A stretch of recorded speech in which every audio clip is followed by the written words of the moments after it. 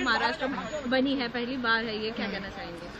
It's a proud, मतलब पूरे महाराष्ट्र के लिए, स्पेशली राष्ट्रवादी कांग्रेस पार्टी के लिए फिर से एक हिस्ट्री क्रिएट करने के लिए, क्योंकि हमारे पास पहले कभी महिला उप मुख्यमंत्री पद नहीं आया किसी के, मतलब महाराष्ट्र में पहली महिला डीसीएम होने के लिए, और हिस्ट्री बनाने के लिए हम सबको ऐसा लग रहा है कि एक प्राउड मोमेंट है, क्योंकि हमने देखा है वही लगातार सोशल वर्क में महिलाओं के लिए, युवकों के लिए बहुत काम किया करती थी। अब उसका जो बेनिफिट है पूरे महाराष्ट्र को देखने मिलेगा। एक तरह से महिला उप मुख्यमंत्री जो बनाया गया है, अजीत यादव को ये श्रद्धांजलि एक तरह से अर्पित की गई, क्या लगता है? हम उसको उसी ही तरीके से एक पॉजिटिव अप्रोच लेके देख रहे हैं, और उसके बाद जो उनका एक रोल रहेगा वो सिर्फ और सिर्फ पार्टी से लिमिटेड नहीं रहेगा, पूरे महाराष्ट्र में फैल के वो काम करेंगे। और जिस तरीके से उन्होंने बारामती का एक मॉडल बनाया था, उसी तरीके से मॉडल हम देखेंगे पूरे महाराष्ट्र में बन। लेकिन ओथ सेरेमनी में जो है शरद पवार, सुप्रिया सुले अनुपस्थित थे, नाराज चल रहे हैं। भाई देखिए, I am already not in the state. आपने इतना फोर्स किया तो मैंने बात किया, अभी लेट इट एंड। हमारे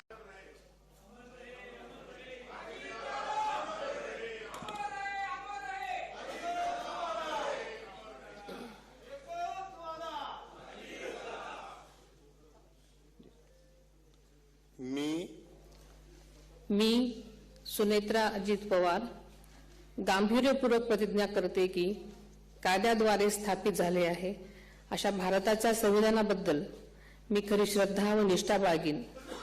मी भारताची सार्वभौमता व एकात्मता उन्नत राखीन। मी महाराष्ट्र राज्याची उपमुख्यमंत्री म्हणून माझी कामे निष्ठापूर्वक व ससद्विवेक बुद्धीने पार पाडेन आणि संविधान व कायदा यानुसार सर्व तऱ्हेच्या लोकांना मी गांभीर्यपणे व निपक्षपातीपणे तसेच कोणाच्याही विषयी ममत्वभाव किंवा आकस न बाळगता न्याय वागणूक देईन। मी सुनेत्रा अजित पवार गांभीर्यपूर्वक प्रतिज्ञा करते की महाराष्ट्र राज्याची उपमुख्यमंत्री म्हणून माझ्या विचारार्थ आणली जाईल किंवा मला ज्ञात होईल अशी कोणतीही बाब, अशी उपमुख्यमंत्री म्हणून माझी कामे यथायोग्य पार पाडण्यासाठी आवश्यक असेल ते खेरीज करून एरवी मी कोणत्याही व्यक्तीला किंवा व्यक्तींना प्रत्यक्षपणे वा अप्रत्यक्षपणे कळवणार नाही किंवा त्यांच्याकडे उघड करणार नाही।